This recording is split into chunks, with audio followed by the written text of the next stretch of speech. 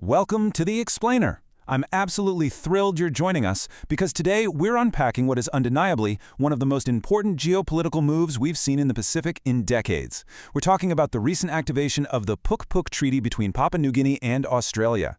Now, if you follow Pacific geopolitics, you know there's always a ton happening just beneath the surface. But this agreement? This isn't just another standard diplomatic photo op. It's a fundamental shift in the security architecture of the entire region.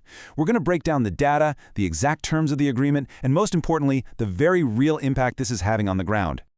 Okay, let's dive into this by looking at the sheer historical weight of this agreement. 70.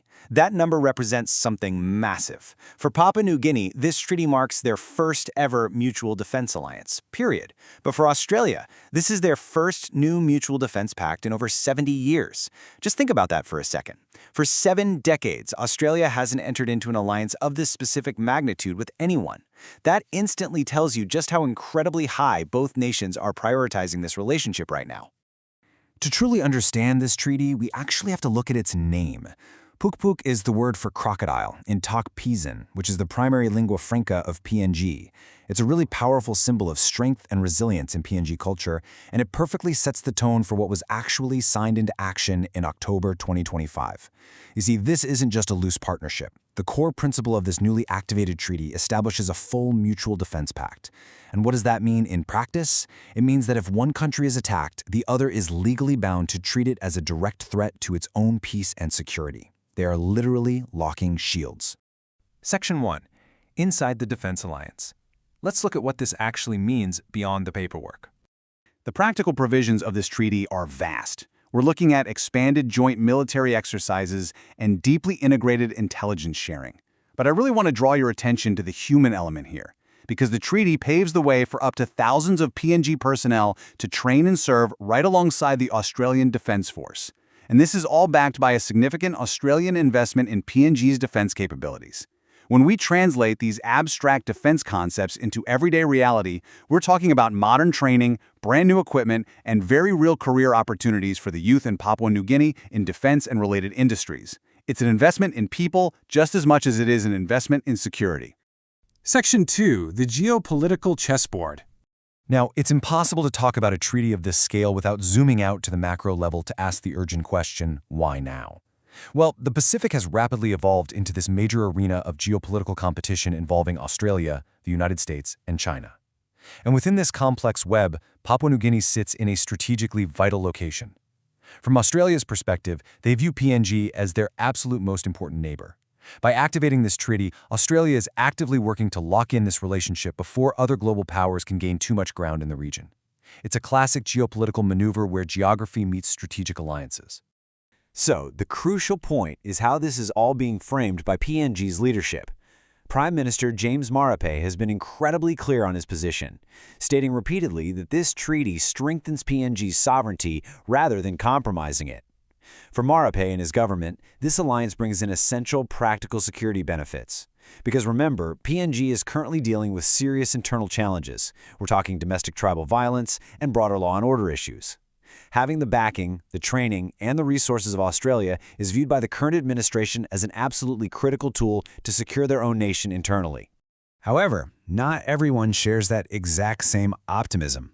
Many analysts see this treaty as a direct response to growing Chinese influence across the Pacific Islands. Because of that, critics in Port Moresby are asking this highly urgent question: are we choosing sides in a new Cold War? There's a palpable fear among some that by binding themselves so closely to Australia, and by extension Australia's allies, Papua New Guinea might inadvertently get sucked into foreign conflicts or larger power struggles that just aren't their own. Section 3. Impact on the people. Let's look at what this means for everyday life. And this brilliantly illustrates the incredible contrast at the heart of this whole topic. On one side, you have the lofty global chess game, macro geopolitics, strategic alliances, military exercises, great power competition. But on the exact opposite side, you have the grounded daily concerns of everyday Papua New Guineans. We're talking about basic micro-domestic needs, fixing roads, building hospitals, improving education, and ending tribal fighting. While the treaty addresses high-level security, a lot of citizens are actively wondering how it's going to help put food on the table or pave the road to their village. For Prime Minister Marape's government, securing the Pukpuk Treaty is being presented as a massive domestic win. It signals to the electorate that his administration can successfully deliver on major, complex international agreements, sitting right alongside domestic promises like the Connect PNG infrastructure program. It projects competence and international standing. But as anyone who follows the region knows, PNG politics is incredibly dynamic. You can be absolutely sure the opposition parties are watching this like hawks to see if the promises actually match the delivery. Now, what's really interesting here is that despite this huge international focus, the domestic challenges that remain top of mind for citizens are entirely separate from the treaty. As we approach those notoriously unpredictable 2027 elections, voters are going to be heavily scrutinizing rural service delivery, ongoing battles with corruption and law and order, and massive unresolved constitutional issues, like the Bougainville independence question.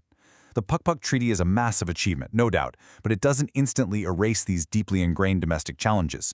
The government really has to balance international security with very real local demands. Section 4. A risky gamble. Let's weigh the final implications. Let's move to and see how this builds into the broader outlook for the region. The opportunities are undeniable: stronger national defense capabilities, deeper economic partnerships, and increased regional influence for PNG. But those sit directly across from the strategic risks. We're talking about the potential loss of strategic neutrality and the very real danger of entanglement in a great power rivalry playing out right across the Pacific. Most experts agree that this treaty marks a profound new chapter, but its ultimate success relies entirely on how well the government manages this complex partnership moving forward. So I want to leave you with this final, provocative thought to consider. Based on the data, the historical context, and the geopolitical chess match currently unfolding, is the Pukpuk Treaty a smart, necessary strategic move for Papua New Guinea, or is it a risky gamble with their future autonomy? It's a fascinating question with absolutely no easy answers. I highly encourage you to dive into the details we've covered and form your own analysis. Thank you so much for joining me for this explainer. I hope you found this breakdown as fascinating as I did. Keep learning, keep questioning, and I'll catch you next time.